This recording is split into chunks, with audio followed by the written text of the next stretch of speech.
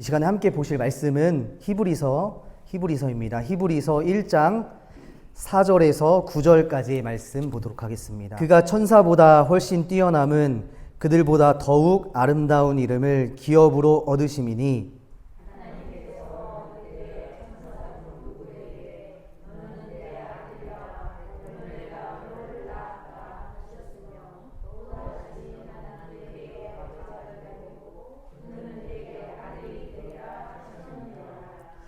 또 그가 맏아들을 이끌어 세상에 다시 들어오게 하실 때에 하나님의 모든 천사들은 그에게 경배할지어다 말씀하시며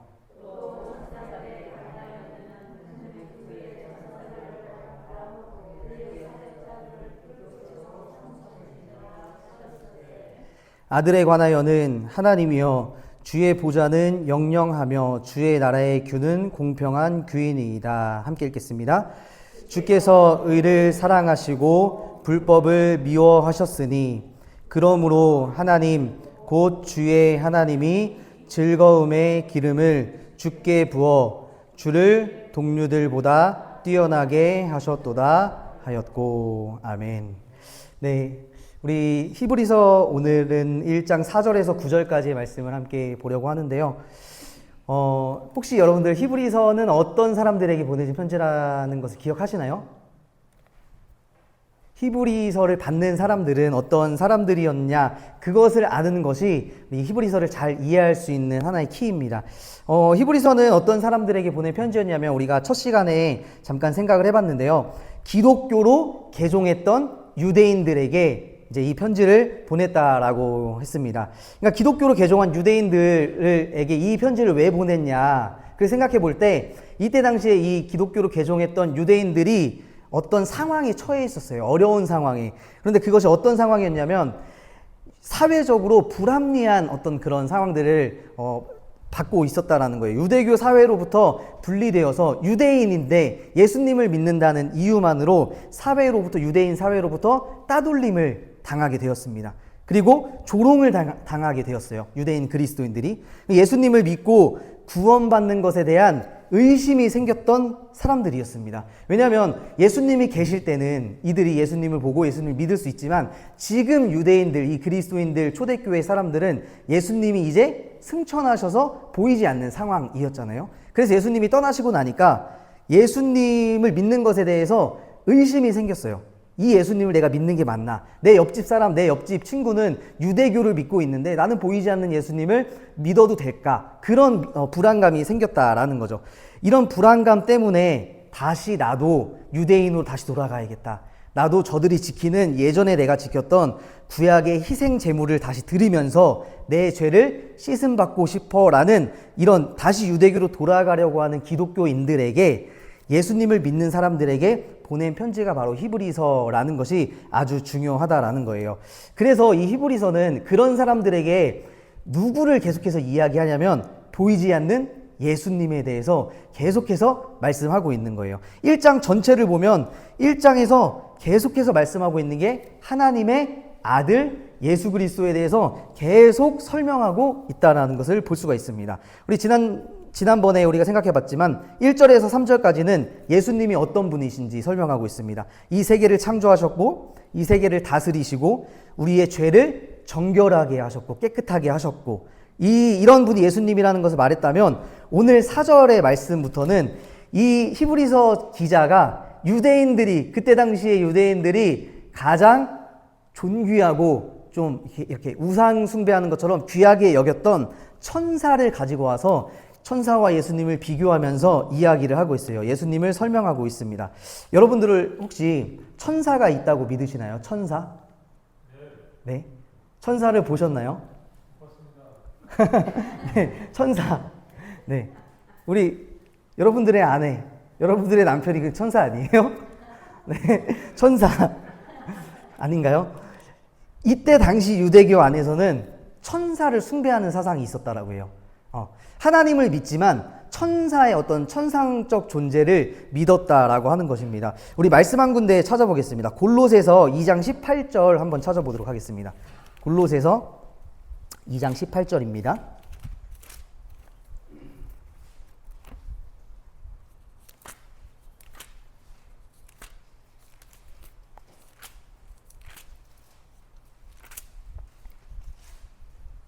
골로새서 2장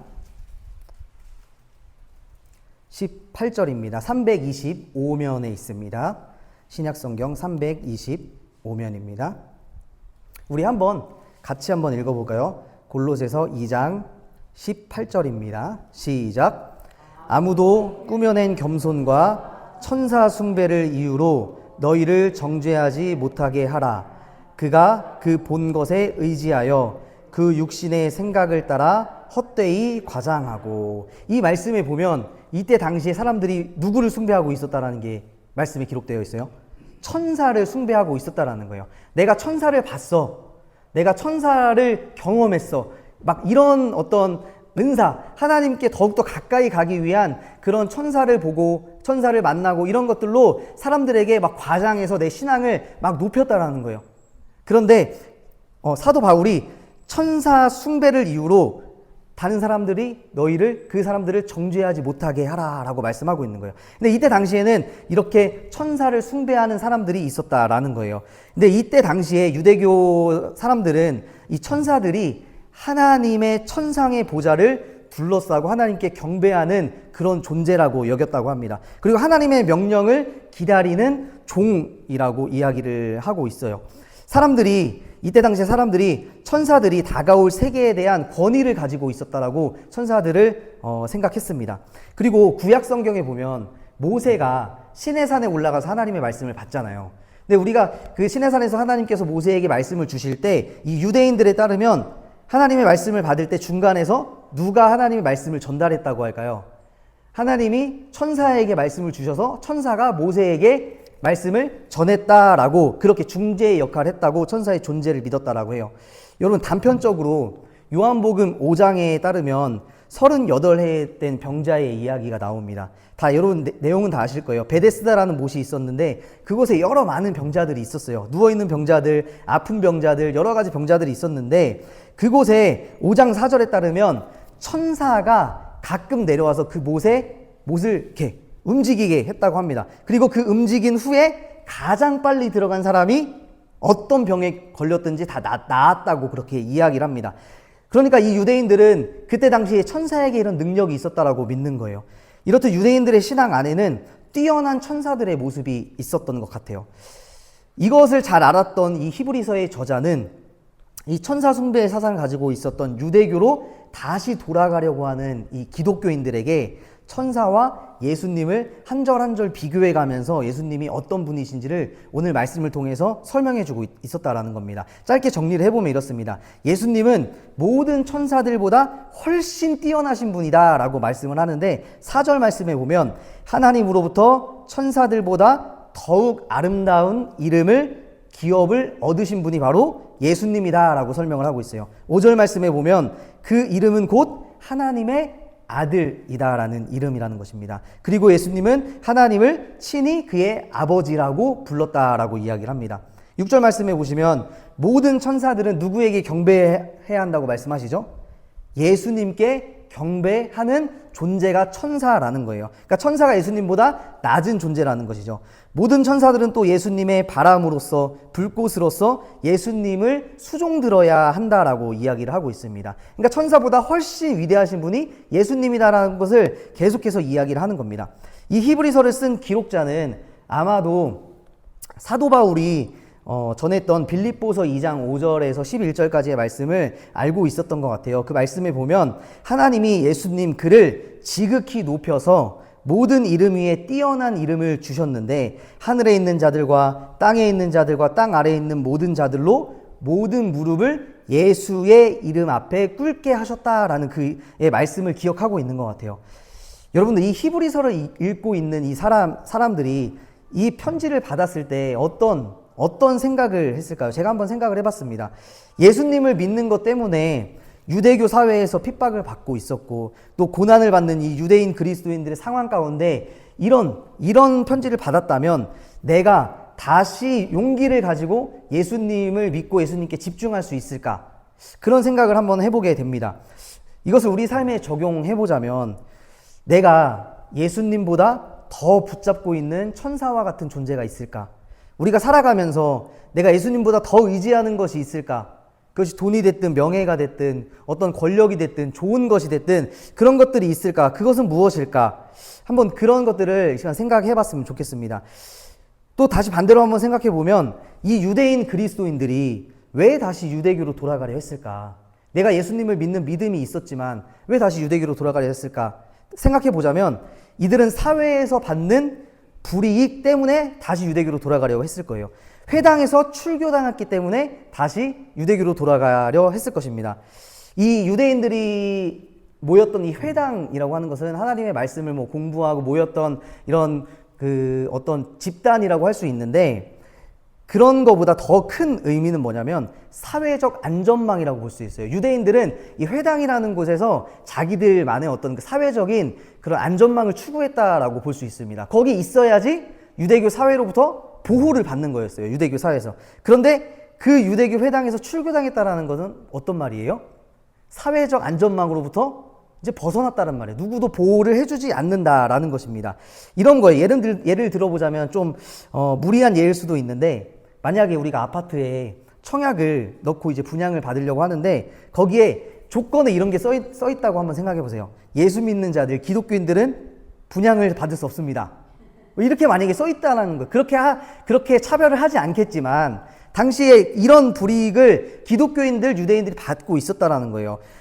그런데 우리가 그런 불이익 가운데 그것을 받지 않으면서도 예수를 믿을 것이냐, 아니면 내가 예수만 믿지 않으면 아파트 내가 분양받을 수 있어 라는 이런 정말 현실적인 고민 앞에서 다시 유대교로 돌아가느냐, 이 고민에 지금 이 유대인 그리스도인들이 빠져 있었다라는 거예요. 다시 말하면 유대교로 돌아가서 이 사회에서 누리고 있는 모든 것을 다시 누리고 싶다라는 거죠. 누리고 살고 싶다라는 거예요. 왜냐? 인생이 불안하기 때문에 그런 거죠. 그래서 이 히브리서는 오늘 이 예수님과 천사를 비교해 가면서 이들에게, 이 불안해하는 이들에게 예수님을 계속해서 설명해 주면서, 아니야, 돌아가지 마. 예수님을 믿으며 믿음을 지키며 살아야 돼 라고 계속해서 반복하고 있는 것이 바로 히브리서 1장의 말씀입니다. 그래서 우리가 오늘 히브리서 1장에서 증언하고 있는 이런 예수님, 우리가 믿는 예수님이 이 시대에도 우리가 성경을 읽는 우리에게도 정말 뛰어나신 이름, 존귀하신 이름, 모든 이름보다 뛰어나신 이름으로 들려지고 있는지, 우리가 그렇게 믿고 있는지를 다시 한번 우리가 생각해 봐야 할 것 같습니다. 요즘에 기독교 하면 딱 떠오르는 단어가 하나 있어요. 기독교 하면은 뭐라고 이야기를 많이 하죠? 많이 들어보셨을 거예요. 기독교는 개독교라는 말을 정말 많이 합니다. 네. 왜 그런 이야기들이 나왔을까요? 기독교가 개독교다. 사회에서 그만큼 우리들이 잘 살아가지 못하기 때문에 그런 말이 아마 나왔을 거예요. 우리가 정말 이 사회와 정의와 담쌓은 그런 교회, 이 예수님의 이름이 땅바닥에 떨어진 그 예수님을 믿고 있는 것인지, 아니면 이 세상에 정말 존귀하신 그런 예수님을 믿고 있는 것인지 우리가 한번 다시 생각해 봐야 할 그런 시대가 바로 이 시대인 것 같습니다. 그래서 이런 시기에 우리가 예수님을 다시 한번 생각해 보고 이렇게 말씀을 나누는 것은 참으로 귀한 일이라고 생각이 듭니다. 왜냐하면 예수님의 이름에는 능력이 있기 때문이에요. 능력. 예수님의 이름 외에는 능력이 없습니다. 제가 예화를 마무리하면서 마치려고 하는데요. 제가 예전에 유튜브를 한번 본 적이 있어요. 근데 어떤 유튜브였냐면 기독교의 종교를 가진 이 유튜버와 비기독교인 청년이 막 온라인상에서 막 토론을 하는 그런 영상이었어요. 저도 기독교인으로서 한 토론자로서 참여하면서 한 2시간 가까이 저도 함께 그 영상에 참여했던 것 같아요.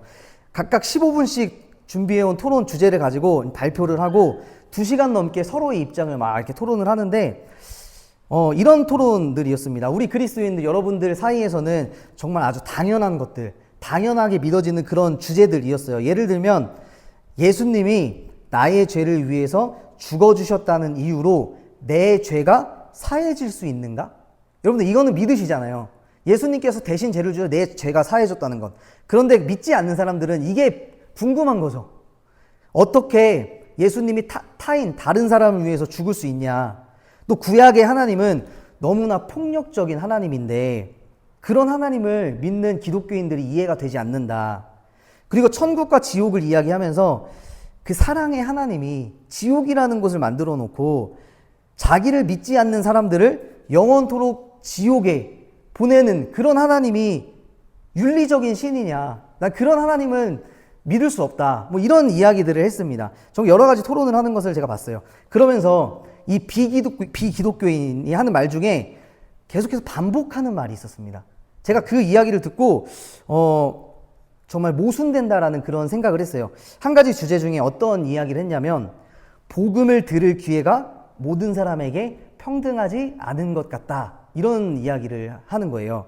그러면서 뭐 어떤 얘기를 하냐면 자기에게도 이 성경에 나오는 사울처럼 예수님이 나타나셔서 진짜 이렇게 나타나셔서 왜 나를 박해하느냐?